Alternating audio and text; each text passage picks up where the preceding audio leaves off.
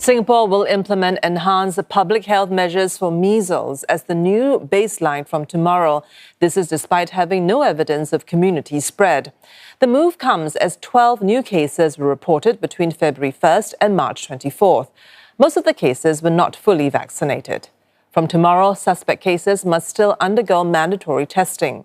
Those in high-risk settings, such as childcare centres and healthcare facilities, will not be allowed to return until they test negative for measles.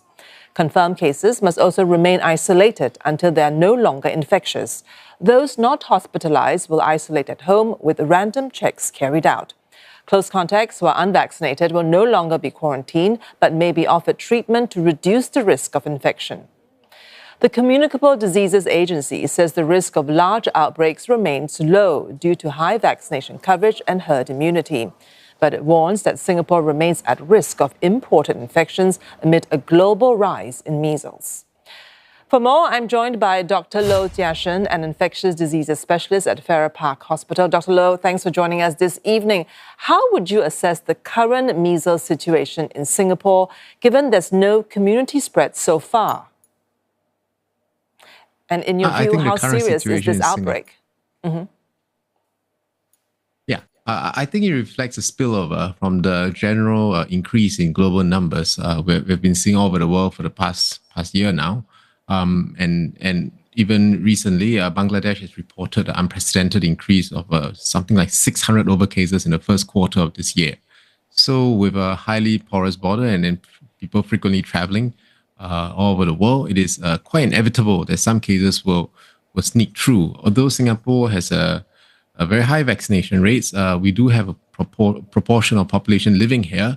They're not born here, so we are not really sure what their vaccination rates generally are. There's a study in 2022 saying some of our migrant workers have slightly lower vaccination rates, down to about 80%. So if this is mainly a spillover event from the global rise, I think this outbreak is pretty much contained to these kind of numbers we're looking at.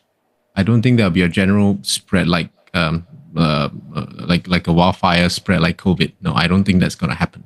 All right, thanks for that reassurance. But within the 12 cases, there are 2 infants under 12 months old who are not yet eligible for the measles, mumps, and rubella, or the MMR vaccine. Should worried parents vaccinate their children earlier, at say 9 months, or stick to the current schedule? Scientifically, that's not advisable because when a child is born, there's some spillover from the mother's antibodies into the babies that last something like 6 months. So if you vaccinate it, the mother's antibodies might fight against the live virus.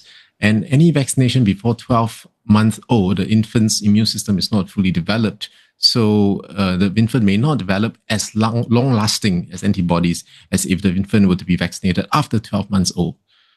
So it's still recommended to vaccinate after 12 months old. And before that, I think ring fencing measures such as vaccinating everybody else, making sure everybody else is vaccinated, is still the way to go. All right, so long and short, let's keep to the schedule now, right? Should authorities start to step up measures to control and prevent further rise? Now, the government says no need for great intervention now from a public health point of view. What indicators would suggest the need to step up interventions?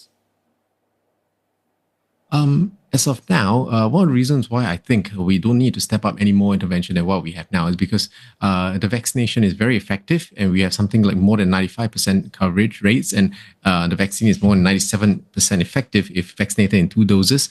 The vaccine coverage will last many decades. And even if a person were to be infected as evidenced by one of the 12 cases, the infection is very mild. This is very different from COVID vaccination, where people can get infected even after getting the COVID. So the protection from infection is very strong, and hence with such a good baseline protection at the national level, now that, of course, for a long time now, MMR vaccine is even mandatory in newborns in Singapore.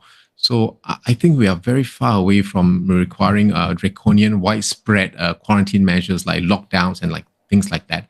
If our vaccination rate were to be, for some reason, I don't foresee that happening, drop below 85%, 90%, yes, then there will be a real risk of a widespread cases of measles. But I don't think that's going to happen. All right, Dr. Loh, thanks for that analysis. That was Dr. Loh Jiashen from Farrer Park Hospital.